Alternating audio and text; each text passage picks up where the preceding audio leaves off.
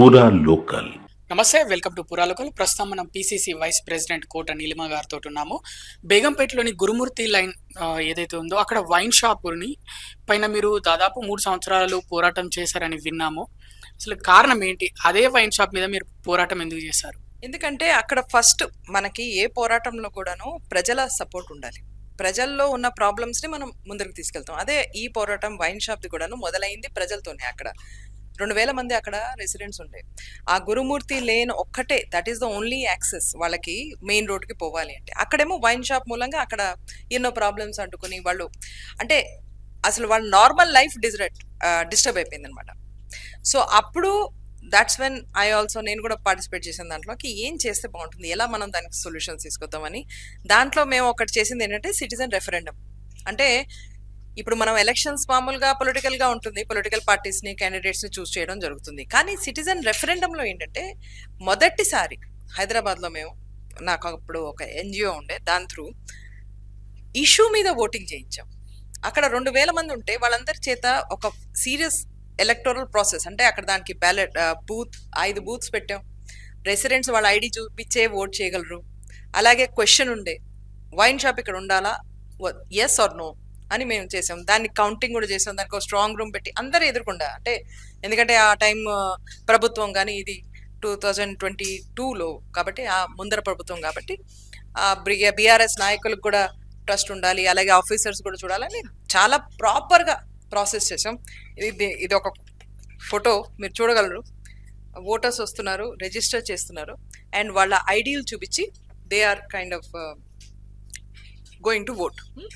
So ఇది చేసి అక్కడ మాకు రిజల్ట్స్ ఏమొచ్చినాయంటే 95% అన్నారు. ఇక్కడ వైన్ షాప్ ఉంటే మాకు బయటికి రోడ్డుకి మీద వెళ్ళటానికే ప్రాబ్లంగా ఉంది. మహిళలు రాత్రి అయితే ఇంట్లోంచి బయటికి వెళ్ళలేకపోతున్నారు, పిల్లలు నడవలేకపోతున్నారు, మేము రోడ్ మీద డ్రైవ్ చేయలేకపోతున్నాం అని ఎన్నో ప్రాబ్లమ్స్ చెప్తే అక్కడ ఒక పర్మిట్ రూమ్ ఉండే, దాని వైపు అంటే ఈ గురుమూర్తి కాలనీ వైపున అది ఒకటి క్లోజ్ చేయింది, కానీ వైన్ షాప్ క్లోజ్ అవ్వలేదు. ఆ టైంలో మేము ఎన్నో రిప్రజెంటేషన్స్, లెటర్స్ మంత్రులకి అందరికి రాస్తే వాళ్ళు అనేది ఏంటంటే లిక్కర్ మాకు ఇంపార్టెంట్, లిక్కర్ రెవెన్యూ ఇంపార్టెంట్ అని బీఆర్ఎస్ వాళ్ళు ఏమీ స్పందించలేదు. ఆ తర్వాత మా ప్రభుత్వం వచ్చిన తర్వాత అదే లైసెన్సులు కంటిన్యూ అయ్యాయి కాబట్టి మేమేం చర్యలు తీసుకోలేకపోయాం.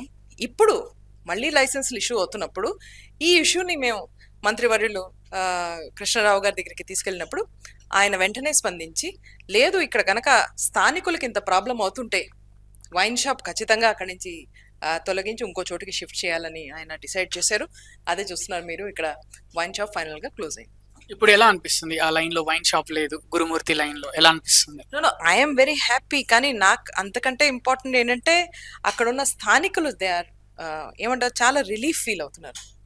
ఇప్పుడు ఎలాంటి పరిస్థితి అంటే అక్కడ వెనకాల బస్తీ ఉంది, అక్కడున్న మహిళలు కూడాను రాత్రి ఏదైనా పని చేసుకుని ఇంటికి రావాలి అంటే ఎవరికన్నా ఫోన్ చేసి ఇంట్లోంచి తెప్పించుకుని వాళ్ళతో పాటు నడుచుకుని వెళ్ళేవాళ్ళు. వాళ్ళు ఒక్కళ్ళు రోడ్డు మీద నడిచేవాళ్ళే కాదు, ఆ రకమైన పరిస్థితి ఉండే. అంటే హైదరాబాద్ నడిబొట్టులో బేగంపేట గురించి మాట్లాడుతున్నాం కదా మనం అక్కడ.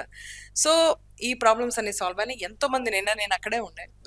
సో వాళ్ళందరూ వచ్చి కలిశారు, థ్యాంక్స్ అని చెప్పారు, నేను వాళ్ళకి థ్యాంక్స్ చెప్పాను. ఎన్ని క్యాండిల్ మార్చ్లు ఎన్ని ప్రొటెస్ట్లు వాళ్ళు చేశారు. ఇది రేర్ అనుకోవచ్చు మనం, కానీ ఎప్పుడెప్పుడో అవుతుంది, కష్టంగా అవుతుందని. కానీ ఎంత మనం దీన్ని ఎంకరేజ్ చేస్తే ప్రజల్లో ఉన్న ఆ భావన, వాళ్ళకున్న ప్రాబ్లమ్స్ వాళ్ళు వచ్చి ఓపెన్గా చెప్తేనే కదా పాలసీలు మార్చేది. ఇప్పుడు మా కాంగ్రెస్ ప్రభుత్వం ముందర ప్రభుత్వంలా కాదు, వైన్ షాప్ వైపే ఉండాలి, లేకపోతే ఒకటే సైడ్ ఉండాలి, ప్రజలకు అగెన్స్ట్గా ఉండాలని లేదు. మాది ప్రజాపాలన ప్రభుత్వం, ప్రజల్లో అనుకుంటున్న దానికి, వాళ్ళకి కావాల్సిన దానికి స్పందించే ప్రభుత్వం.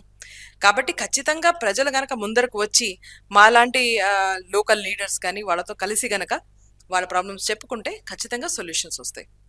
2022 నుంచి మీరు పోరాటం చేస్తున్నారు కదా అదే వైన్ షాప్ మీద. అంటే కొంచెం మాస్ బ్యాక్గ్రౌండ్ ఉంటుంది వైన్ షాప్ రన్ చేసే వాళ్ళకి. అంటే మీకు భయం అనిపించలేదా? అప్పుడు మీ ప్రభుత్వం కూడా లేదు కదా. లేదు, భయం ఎప్పుడు అనిపించదు, ఎందుకంటే ప్రజల్లో ఉన్నాం కదా. అది కూడా పైగా న్యాయం కోసం ఫైట్ చేస్తున్నాం కదా.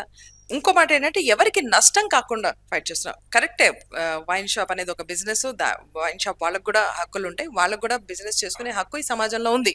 కానీ వాళ్ళకు కూడా నష్టం కాకుండా ప్రయత్నం చేసి ఇప్పుడు చేసినట్టు సొల్యూషన్ వాళ్ళకి నష్టం లేదు, ప్రజలకి కష్టం ఉండకూడదు. ఇది మా ప్రయత్నం.